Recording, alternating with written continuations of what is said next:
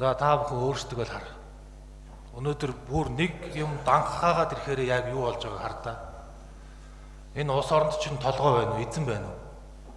За манай хаавал дөрөв дээр би одоо 3 удаа очсон гурван дээр нь засаг дарагч чинь байхгүйсэн. Яагаад ингэж чуулган хүндэлдэггүй юм? Тэ өөрөө болохоор одоо цагдаа, имлэг, аудит, бүртгэлийн хүмүүстэй очиж селфи дарддаг юм даргатай болсон. Өнөөдөр Монгол улсын Улаанбаатар нийслэлийн 2 дахь том төсвийг атгах гэж байгаа. Эсвэл тэр алдар завхлангаа авчирч ажилуул их хурлын гишүүнээс нь буулгаж ирээд. Зээцэр ингээд одоо юу ч хийдэггүй. Одоо хаавал дөрвөр асуудлууд байна. Гэхдээ нэг горбын сал бас гаргамаар байна. Одоо энэ Улаанбаатар хотын том асуудлуудыг бид сардаа нэг л удаа хуралддаг. Энэ дэгэндээ өөрчлөлт оруулъя. Эсвэл байнгын үйл ажиллагаатай болгоё. Иргэд бас мэдэхгүй байна. Одоо нийслэлийн иргэдийн хурлын төлөөлөгчдгээр өдөр шөнөгүй хуралдаал энэ олон асуудлуудыг шийддэг гэж бодоод идэг баг шүү. Тийм юм байхгүй. Их хуралтай адилхан байнгын үйл ажиллагаатай биш. Сардаа нэг удаа, зарим тохиолдолд 2 удаа хуралддаг. Өнөөдөр 14 дахь удаагийн хурал. Одоо сонгогчноос хойш 14 удаа л хуралдаж байгаа. Хэлэлцэх асуудалтай холбоотой асуудал дээр мэдээлэл авч асуудаг, тайлбар тавьдаг, саналаа өгдөг. За саналыг бол одоо маш олон янзаар өгдөг. Өгөөд нэмэр байдаггүй.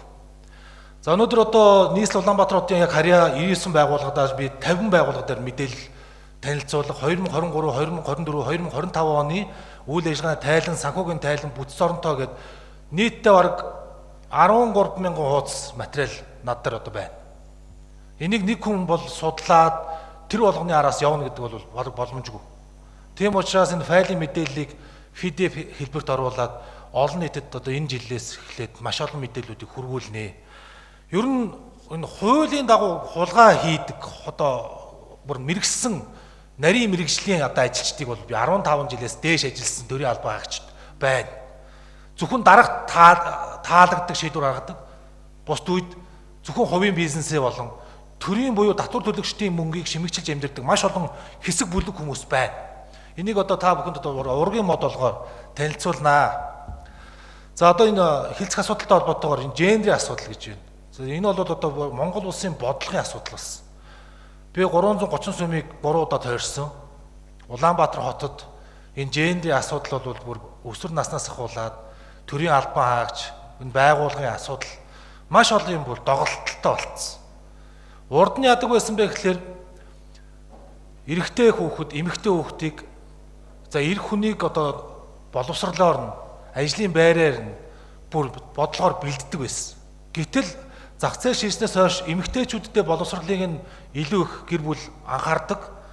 Ирчүүдээ за нэг эр хүн дарга юм олондоо, учрыг олондоо эрэгтэй хүн одоо юу гэдэг нь одоо шороо зөөгөөд ачаад амьдралаа явна гэдэг энэ хандлагаар маш олон юмнууд дээр зааг ялгаа гарсан. Зөвхөн боловсролын байдал дээр ихэд нийт ирчүүдийн хэдэн өв нь яг дээд боловсролд эзэмшиж байгаа. Гадаад эдлийн мэдлэг нь санхүүгийн хувьд бие даасан байдал, гэр бүлээ авч явах, өрхийн тэргүүнээ хийж байгаа байдал гээд маш олон юмнуудыг асуумаар байна л да.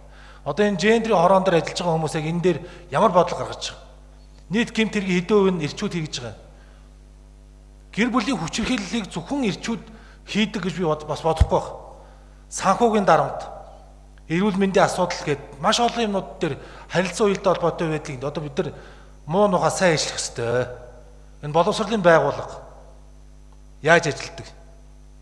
Өнөөдөр Монгол төрийн бодлогыг бид нар нэг 4 жилийн насалтайгаар сонгуулийн циклээр хармааргүй байна. Хүмүүсээ бэлдэж ажилламаар байна. Үр хүүхдүүдтэй зааж сургамаар байна. Охин хүүхдүүдтэй, эрэгтэй хүүхдүүдтэй яаж харьцах хандлагыг нээжүүд нь зааж өгмөр байна. Төрийн өндөр албан тушаал ашиж байгаа их хурлын эмэгтэй гишүүд нь хүүхдийн хүчирхийлэлтүүд дээр дуурдаг баймаар байна. Бид нар өөрсдөөсөө эхэлмээр байна. Одоо ингээд сая 800 мянган иргэний өмнөөс 45 хүн төлөөллөд шийдвэр гаргаж байгаа энэ танхимаас. Тэгэхэд одоо 10 хүн л байна. Тэгээ ингэж төрийн ажил хийж байгаа бол бараг ирээд хэрэггүй шүү дээ. Одоо дэгэндээ нийслэлийн иргэдийн хурлын дэгэндээ өөрчлөлт оруулмаар байна. Засаг даргаасаа ингээд төлөөлөгч нар яг ингэж их хурлтайгаа адилхан зандаа шатар даргаас ерөнхий сайдаас их хурлын гишүүд юм асууж байгаатай адилхан Нямбат Нэмэлт 1 минут. Гэхдээ ер нь одоо нийслэлийн иргэдийн хурал гэдгийг иргэд байтугай олон нийт залуучууд төрийн байгууллагын ажилтан хүртэл мэдэхгүй шүү дээ. Гишүүнээгээд надад дуудаад байж байгаа шүү дээ намайг.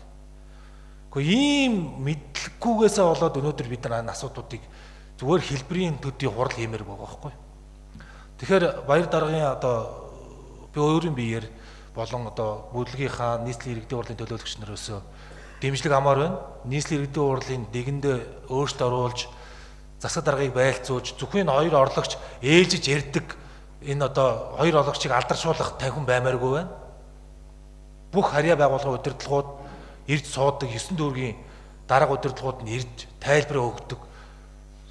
Төсөв барьж байгаа мөнгө барьж байгаа бол энэ дээр мэдээллийг нээлттэй болгодог жоохон орчин үеийг баймаар байна. Өнөөдөр арчилсан оронд амьдарч байгаа болохоос биш ардын намын удирдлагын үед амьдраагүй шүү. Тэр одоо хаавал дүүргийн засаг дарга. За яг ирчүүдтэй энэ таны хэлж байгаа боловсрол, санхүүгийн чадамж, за энэ асуудлууд бол яг хүн дээр тавигдчихж байгаа. За яг өнөөдөр хүртэл ямар бодлогоор явж исэн бэх бол та бол мэдж байгаа тийм ээ. За ирчүүд нь ерөөдөө хөдөөнөө малаа хараад үлддэг. За хот руу бол айл өрхөд бол охтуудаа явуулж боловсрол эзэмшүүлдэг. Ийм нэг сонин тогтолцоогоор бид нар яг энэ судалгаагаас харах юм бол 26.7 жил бол яг ийм тогтолцоогоор явсан байна. За энийг бид нэр үндэсний хорооноос гаргасан энэ судалгаанаас харахад яг энэ гаргасан алдаагаа засахад бид нар 2032 он гэхэд энэ алдаа бол засагдана гэдэг судалгаа статистикийг бол гаргаж өгсөн байгаа. За тэрийг застлуулбал одоо энэ ажлууд бол хийгдээд явж байгаа. За бидний бас маш их санаа зовниулж байгаа нэг асуудал бол энэ 30-аас доош насны ирчүүдийн амиа хорлолт гэдэг энэ асуудал бол явж байгаа. За энэний тоо бол одоо бүр шууд олон нийтэд бас хэлэх нь жоох тиймэрхүү баг. Гэхдээ бол одоо зөвхөн он гараад зөвхөн нэг сард гэхэд яг энэ гэр бүлийн болон энэ санхүүгийн дарамтаас үүдээд 2 ийм сайхан залуу бол ингээд амиа хорлцсон ийм статистик тоо бол байгаа.